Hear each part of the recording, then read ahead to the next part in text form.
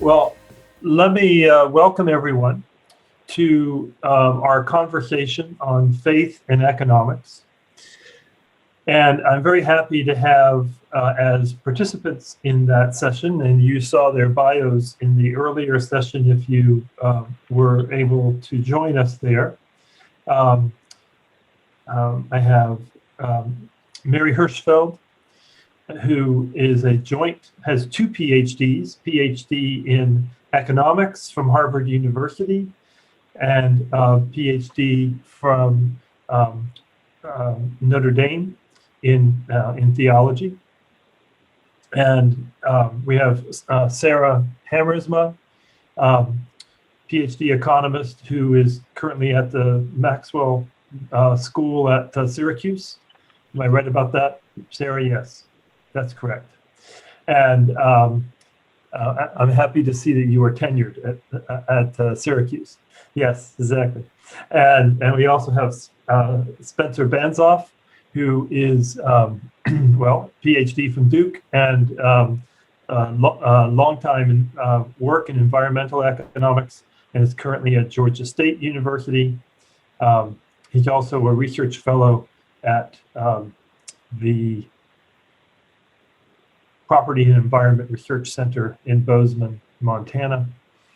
And then we have Lily Hsu from Arizona State, who is with us as well, and is also a policy-oriented environmental economist. I have a PhD in economics, but I actually came to economics in order to study the relationship between economics and theology. And I have spent most of my academic life working on historians, economists in the history of economic thought, whose work in some way intersected with Christianity and economics. Most famously, the Chicago economist Frank Knight, who once said that applying the principle that we should love the other as ourselves would wreak evil on the world. And so, you know, we such a thing. That's the kind of thing that attracted me to studying him. He was the strongest challenge to that to our integration of faith and economics. And also Robert Malthus, who many people think of as deeply challenging faith and economics, but I actually became much more evangelical over his life and believed deeply in the prospect of human betterment and the role that morality played in it. So we were going to have an open conversation, but to kick it off, I would like to ask a few questions of the group of the speakers, and others can ask questions. You ask questions in the chat, and I can follow. Yes. The chat you will see at the bottom of your screen. And if you open it, you can follow along with comments from people along the way. So the opening question for our participants, how has economics influenced your faith? And how has faith influenced your economics? Who wants to start us? I'll go ahead and start. Sure, go ahead, Mary, thanks. It's hard for you to answer the first part of the question, how does economics influence my faith? Because I was an economist before I converted. So the second question, how did faith impact my economics? It actually ended up resolving a lot of things, problems I had with economics as a secular economist. It helped give me a better way to think about how to integrate morality and our economic pursuits. And most importantly, it gave me a better account of happiness, all of which helped me think, I think, better as an economist than I did before. So, Mary, actually, I've heard short versions of your story a couple times, and I was actually wondering if the first part of the question, if I can pass you, was the first part of the question, did it come in that you were wrestling with those problems already? I was already wrestling with problems in economics. Yeah. I had gone into economics thinking that material prosperity is a good foundation for human happiness, wanted to make the world a better place by spreading prosperity around through economic policies. And I just became less and less convinced that material wealth, once you hit a certain standard, really does much for you. And that if you accept the idea that economic growth is everywhere and always a good idea, that leads to a lot of choices that actually are inimical to, are counterproductive, especially on the environmental front, among others. So that was part of it. And then the economist account of rationality. I think a lot of people struggle with this. There's ways in which it makes total sense, and then there's ways in which it totally does not make sense. And I never knew how to sort that out. So I was a restless economist. I was just off teaching a liberal arts, school, trying to just teach supply and demand, which I believe in, and figure out things. And then God just grabbed me by the scruff of my neck and said, "Go become Catholic." And I was like, "Oh, sure, whatever you say." So here I am. So Spencer, did you want to pick up the task? Sure, since I spoke up. Well, I'm going to follow the same course as Mary and say I'm not sure how economics affects my faith, really. Other than, I think it's not really academics, but academic training has influenced my faith. I'll say that. And I think taught me to keep my eyes open, to see, to observe and try to understand what's going on in the world, which requires faith. Otherwise, I think I've not gone down the road nearly as far as Mary, but I think my faith challenges the kinds of economics I want to do. And I've done a lot of normative economic work over the years in my role as an environmental economist, kind of like benefit cost analysis kinds of stuff. And I think that's where I think a lot of the assumptions that Mary was just describing about what makes people happy, what is the good, they need to be questioned, at least to some extent.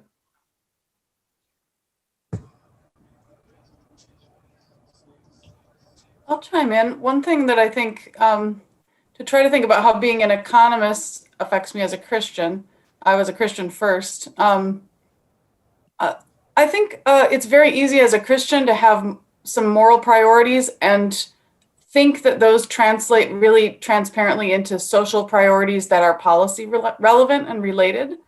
And I think being an economist has made me much better at thinking about how we can reach goals by means of policies that are actually incentive compatible, that can actually get us there, versus I think some Christians who are fairly politically active may just not have that economics knowledge to understand the unintended consequences of the policies they believe they're proposing in good faith.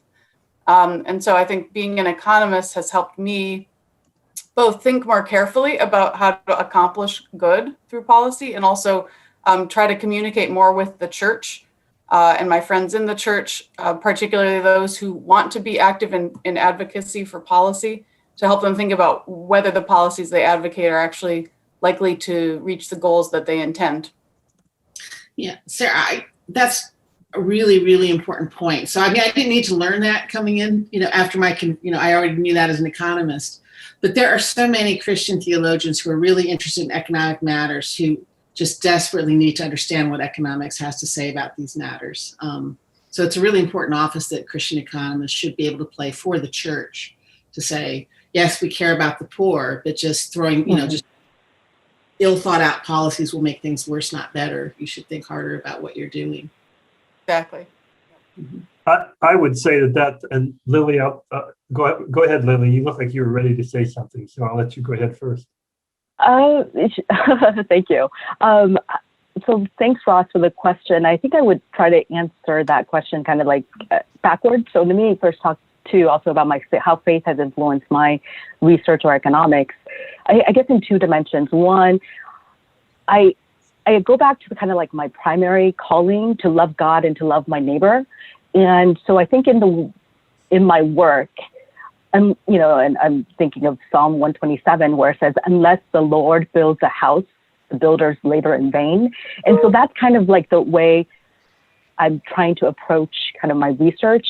So I wake up in the morning and, you know, like there's so many priorities, teaching, research, mentoring. What do I do first? So I try to keep that in mind, and also to love my neighbor. I think my Christianity has really kind of challenged the way I prioritize, you know, my colleagues or my students, versus then just trying to, you know, get another publication, getting more citations.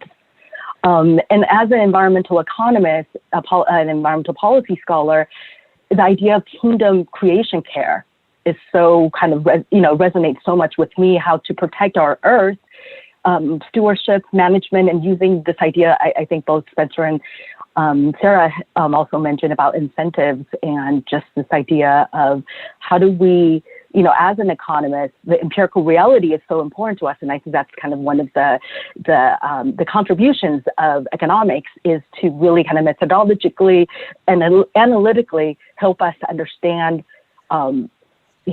resource management and nature preservation, but get people to, to kind of nudge them to incentivize conservation behavior to love others above ourselves.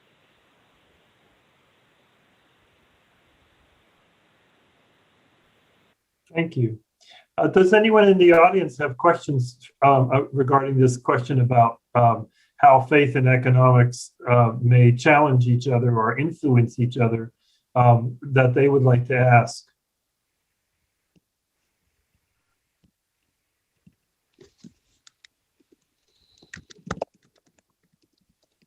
Somebody's typing, so I'm going to give them a chance to type.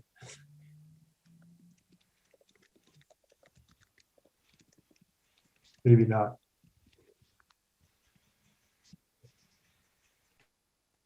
Are there any specific challenges then in those regards that we haven't mentioned yet that you want to pick up? Any of you?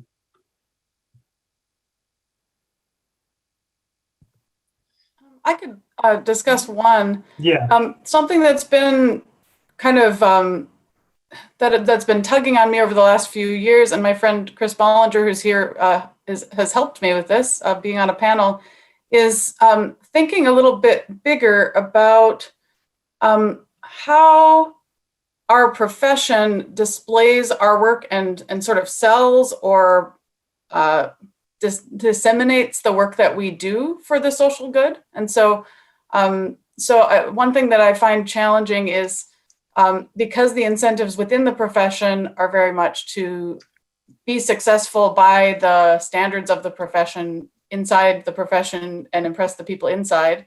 I don't feel like we have a well-oiled machine of sort of smart and wise ways to disseminate research for policymaking. And so that's something, to me as a Christian, it's very important to think that the work that I do doesn't exist in a vacuum and is not just for my own purposes for keeping my job, but that the work I do would actually go out and be useful. And so academia is known for failing to credit the work that people do when they write a policy brief or talk to a journalist or even testify before Congress, because the publications count more.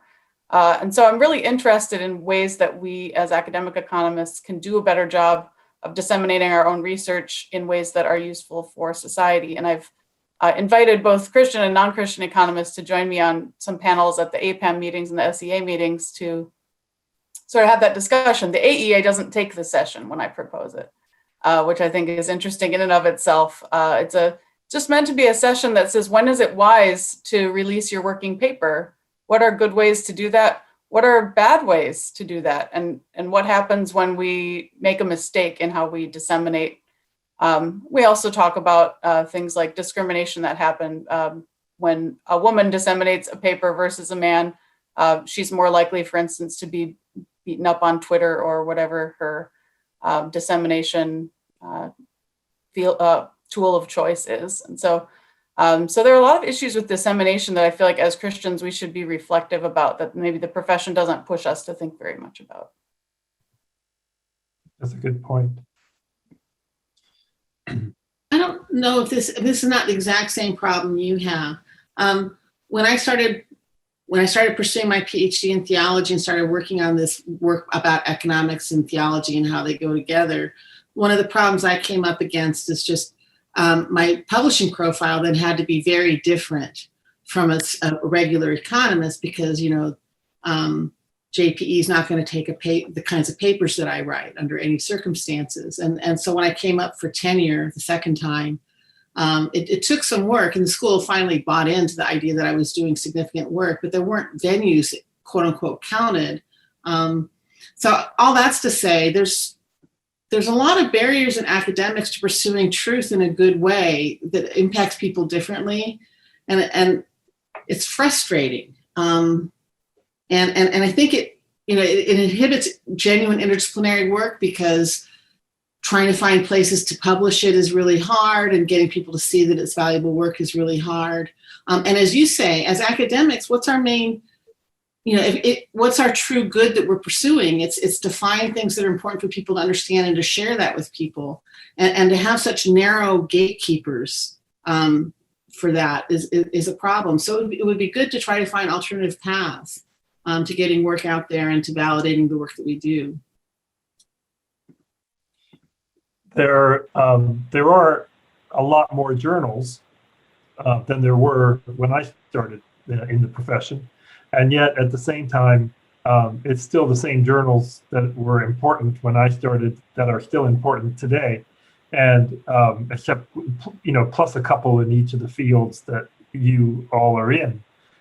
And that gatekeeping function, I think, is an important one. I would say that for myself, one of the ways in which my understanding of the connections between faith and economics has come out probably most importantly in terms of impact is on students. I don't know, for some reason, students like my classes, and the impact I've had through students on people who've gone into business, people who've gone into economics, people who've gone into other parts of life, whether they took explicit Christian messages from my interactions with them, or just the way I carried myself and behaved in openness to interaction with people and the like, that's probably, from my point of view, my greatest legacy is the impact I've had on the students I've taught.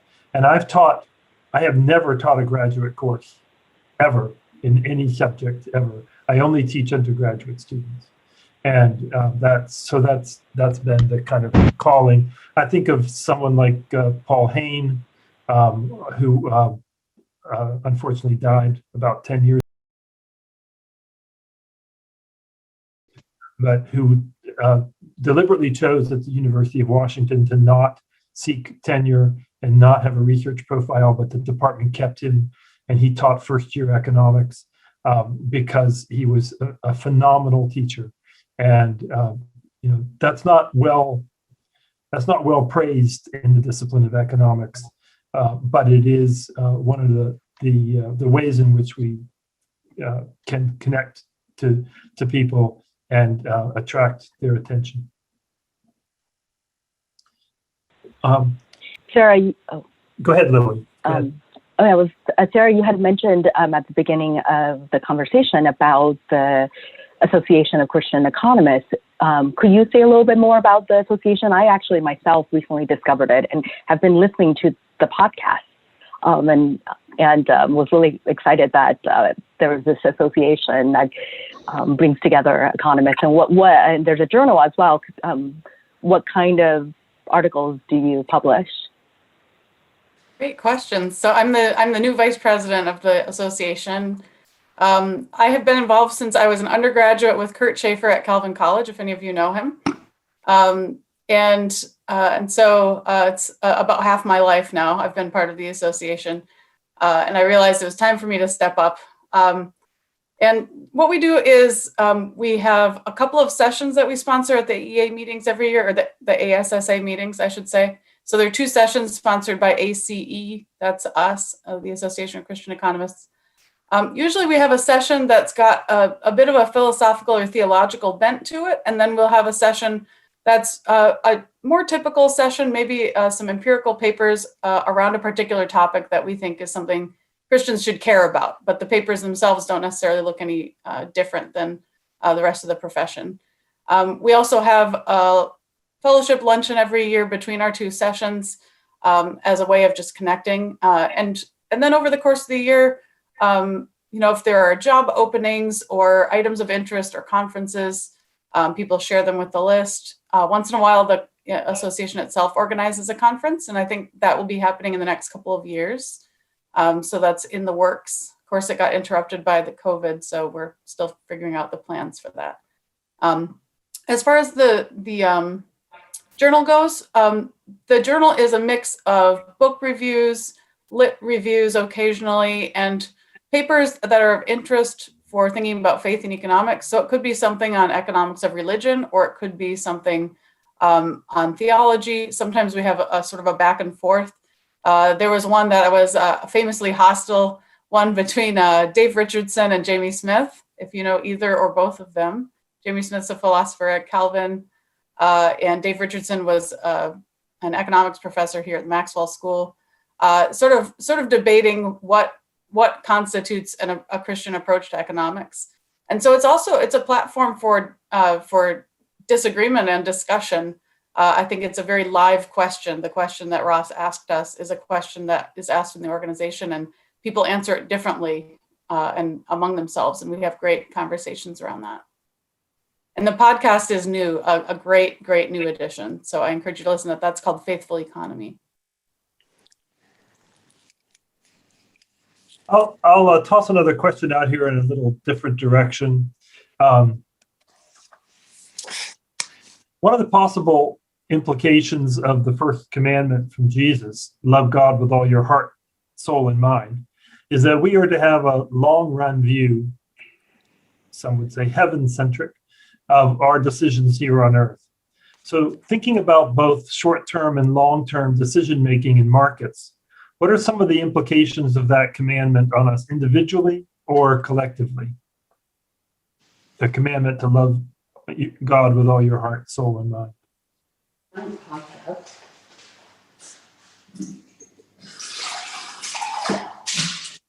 Guess I'll go ahead and dive in.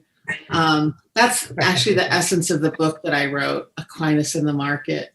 We're definitely called to love God with all our hearts and all our minds. That means our end is with God. And then the question is, if that's what it is, how do we think about our ends in this life? And I go through, long story short is, the way you understand the goods of this life is as a reflection or a foretaste of what's to come. And then you love them as the current witness or presence of God's goodness in this life. But if you see the goods of this life as order to a promise for the future, it helps you to see better that, what do I want to say? It helps you avoid idolatry is what it helps you do. And so what happens is, if people don't have an idea about that their ultimate end is with God, then they're going to look for their ultimate fulfillment in this life, looking for that infinite fulfillment in finite goods, which it can never do. So this is really just an Augustinian idea. David Foster Wallace talks about it in his beautiful speech, This is Water, his commencement address. We're all going to worship something as though it was God. And, you just need to be careful about what it is that you worship, because if you worship things of this life, they can't bear that weight, and you corrupt them badly. So I think it's really important to bear in mind that you need to love God with all your heart and all your soul, among other things, so that you can love this world the way it should be loved.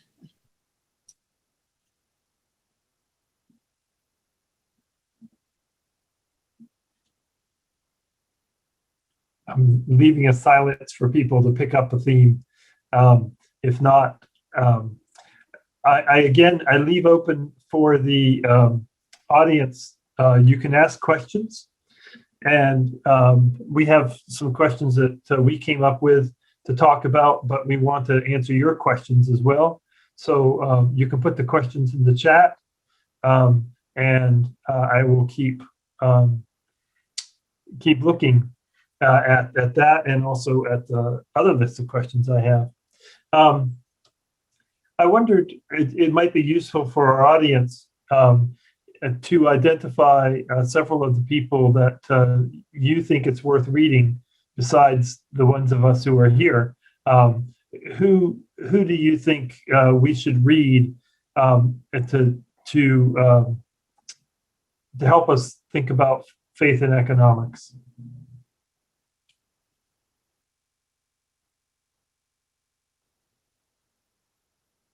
I'm going to start calling names soon, so you can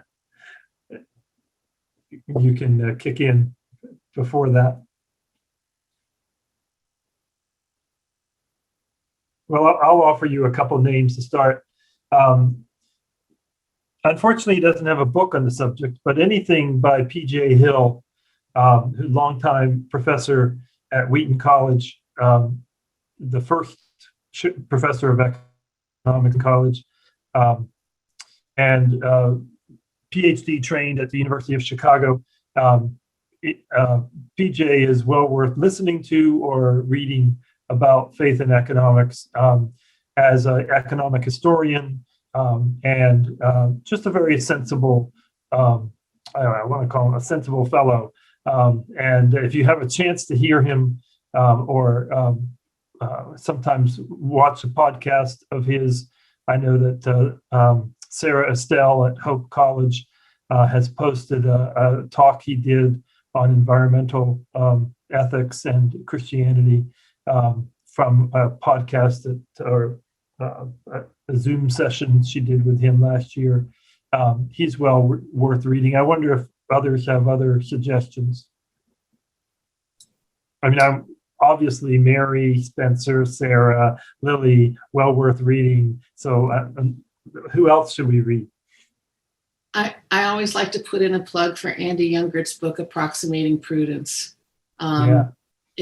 He has no formal training in theology or philosophy, but he's just really, really done a lot of research and a lot of growth. And he articulates very well what are the strengths and weaknesses of economic modeling, which I think for economists is very salutary.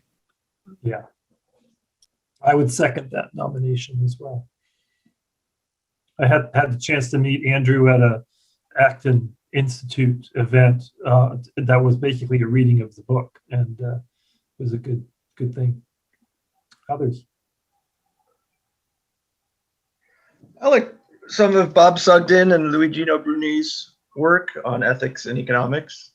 They have a number of, they had a JEP article some years back, and they have a number of others that I think are well worth reading and thought-provoking. Not necessarily from a Christian perspective, but I think there's plenty of rich material there for a Christian to engage with. Yes. And then I'm going to also mention a chap you had never heard of, Murray Jardine. He's a political scientist, and his book, The Making and Unmaking of Technological Society, I think is fascinating. And he deals with markets and bureaucracies and the role of faith in both. So I'd recommend that one. Another person I can recommend is Dan Finn, who has been writing on economics and theology for pretty much his whole career. I think he has a master's in economics from Chicago and a PhD in theology. And if I had a better brain, I could remember the name of his books, but just the moral ecology of markets, something like that. It's very clear. He writes in order to communicate. So. Yeah.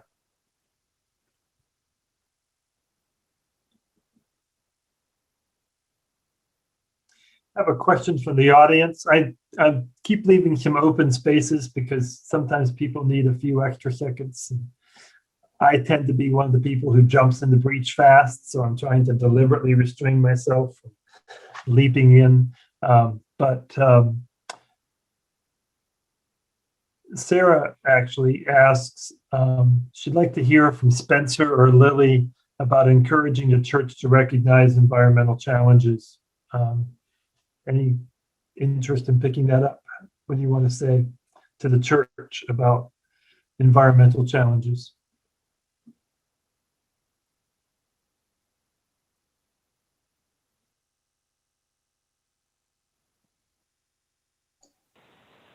Go ahead, Lily.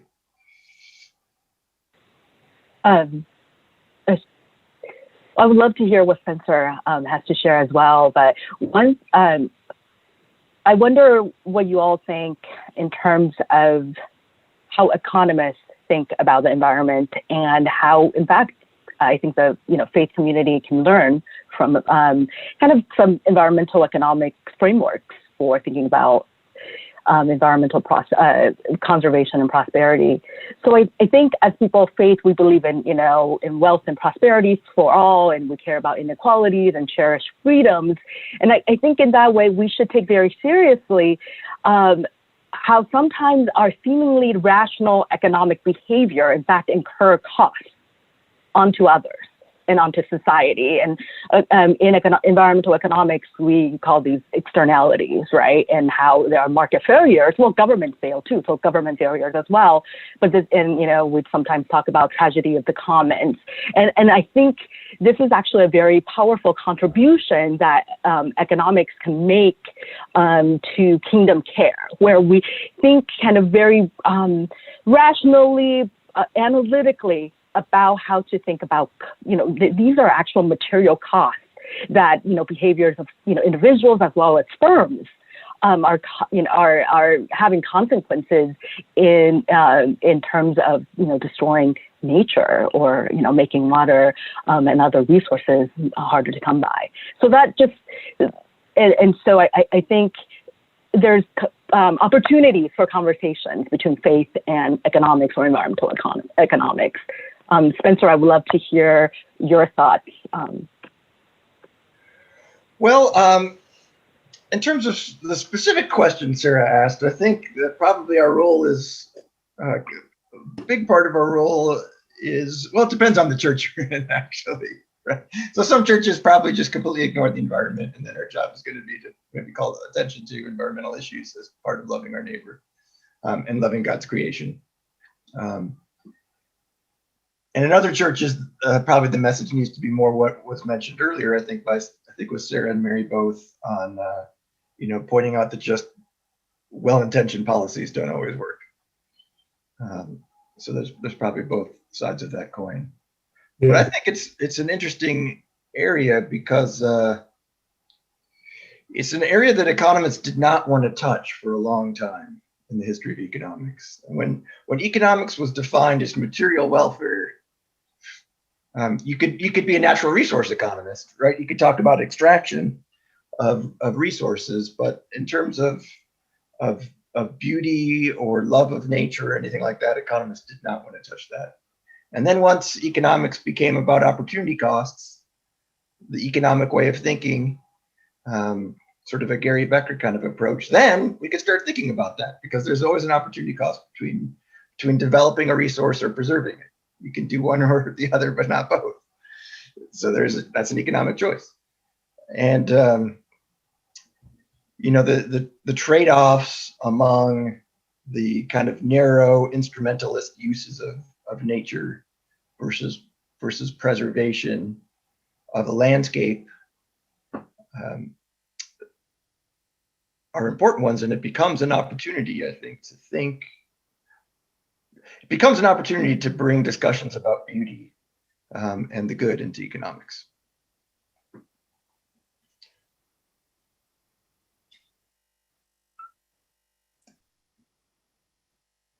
I will add a little bit to that, but I'll also use the opportunity to mention a couple other people worth thinking about. I think economics still has a long way to go.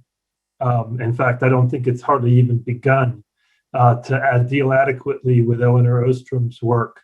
Elinor Ostrom won the 2009 Nobel Prize in the Economic Sciences, and in fact, at Michigan State, where I was at the time, there was only one economist among the 40 faculty members in the Faculty of Economics who had ever heard of her, and that one person was my best friend, Jeff Biddle, who had to bear with listening to me talk about Elinor Ostrom riding out on the roads around East Lansing, Michigan for several summers, as I was waxing eloquent about, well, maybe not so eloquent, but at least waxing frequently about Elinor Ostrom's work. And I think economics has a lot to learn from Eleanor's work, from Lynn's work, and I have no idea whether she had a religious belief or not, but her work is very compatible with the concerns that economists who are thinking about environmental issues have, and her framework for thinking about those issues is one that is worth Christians taking in and thinking about, because it's community-based. It's often focused upon people in specific situations, and it's a bottom-up approach as opposed to what's the best policy that can be invoked by the highest level of authority. The God's eye view of the economy, and we somehow then think that a policymaker can have that God's eye view, and of course we know that the policymaker can't. And Lynn provides a way for framing the questions in a different way, but it's much more intensive in terms of the necessity of working with a community, of building the long-term investments, and her work is well worth looking at in these regards, and very compatible with, I believe, with some of the things that have already been said about ways to look at that. I also was reminded I wanted to mention another person worth reading on economics and faith, not specifically with regards to environmental issues, and that's Paul Hayne. Paul is interesting. He was a Lutheran. He was trained, he has 2 theology degrees from Lutheran colleges, and then went to the University of Chicago to do a PhD. And his goal was to prove Milton Friedman wrong. He actually ended up, after he became much more of a free market economist, he actually, I don't know how he was able to do this, but he had his dissertation sealed and didn't allow anyone to read it because it was this vicious attack by his standards on Milton Friedman. But Paul never published a book himself, but he published many essays and gave many lectures, and they have been collected by Anthony Waterman and Jeff Brennan. I believe those are the two, Jeff and Anthony, who put together a collection of Paul's writings, and they're very, very well worth reading for young scholars and for Christians who want to think about these issues that we're talking about the connections. And the first essay in the volume, and hence the title of the volume, is All Economists Are Immoral. And then, of course, he says no.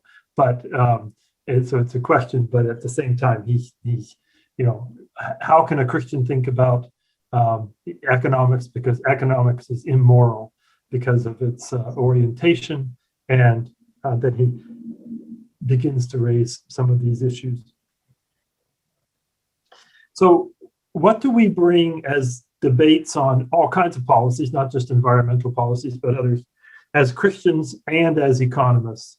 Are there things that motivate you to study what you study? And are there also concerns within the debate that you contribute as an economist, as a Christian? I think you've said a little bit about that question yet already, but what more would you want to add?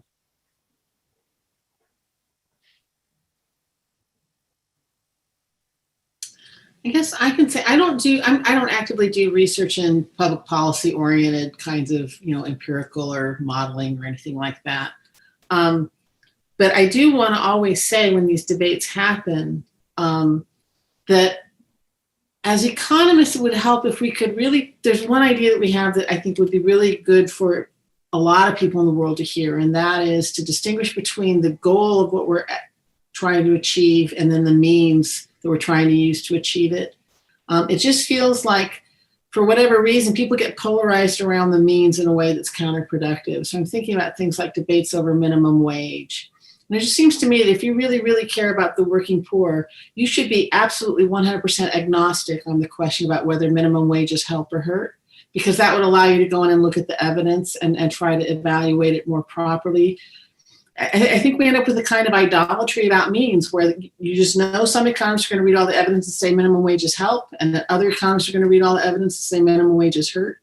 And as Christians, we should always be promoting the ends. And it feels like that's a place where I wish Christians would engage more clearly. Mm-hmm. It would also raise the possibility for thinking about our responsibility to engage in the communities that are being affected by positively or negatively by the wages that do exist at the current time, et cetera. Most churches have abandoned the inner city.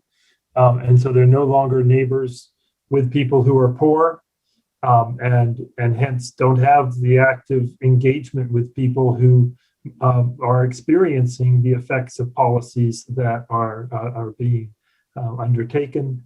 These are certainly taking specific policy issues and thinking about them in terms of how we meet these people as our neighbor is an important role that we need to play.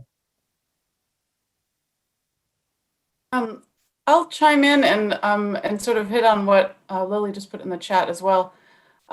Something that I said teaching my spring MPA methods class this week was that we're going to be talking about evaluating programs.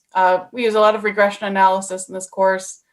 Something I said was one of the things that you have to buy into when you're going to do this program evaluation is you have to commit to being willing to look at what the evidence tells you afterward. You can't actually do this with a plan for what the finding is. You have to be open. And so there's this pulling from last night, there's a curiosity. We're not sure what is true. We want to know what the evidence suggests. And part of where I think that becomes important is because there are, as Mary just described, sort of groups whose goal is to advocate for certain means.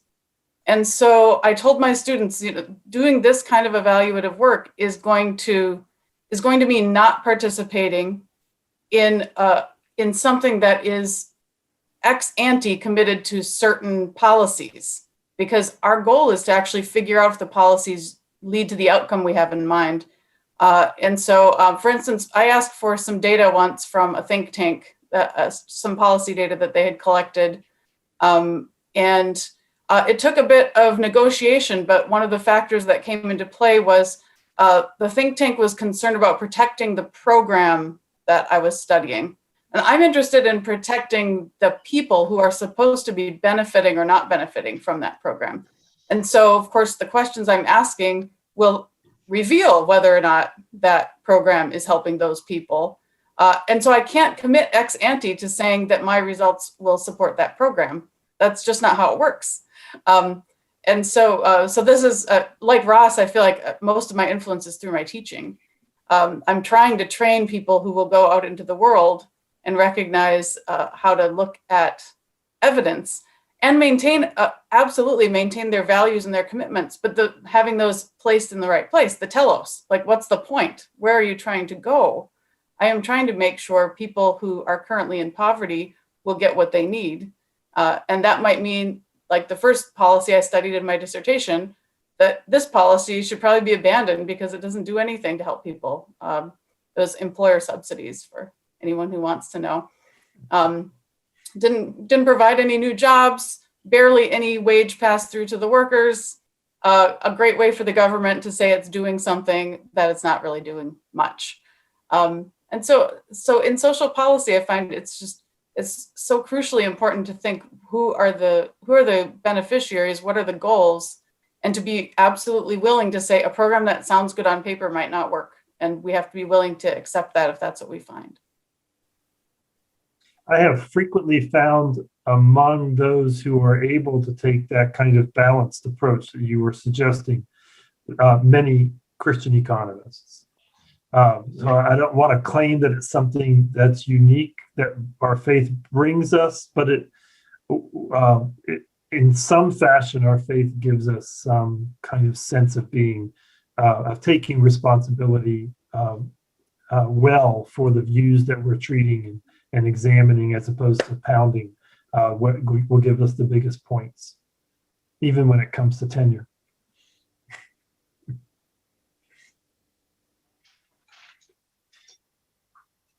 Well, I believe we're technically near the end of our time. Is that correct? Yes. So I thank everyone in the audience for joining us, and I want to thank each of the speakers, Mary, Lily, Spencer, Sarah, for joining us. I hope that we have opportunities to do this again, and I hope that all of you look for other opportunities to do it. Sarah's mentioned the Association of Christian Economists. I'll just toss in a last second plug for the Acton Institute and their Acton University during the summertime, which is a wonderful opportunity to continue exploring this in an ecumenical, the right word, use of the word ecumenical, people of real faith across multiple faiths to talk about economic issues in particular. So thank you all very much, and let's thank our speakers for their time.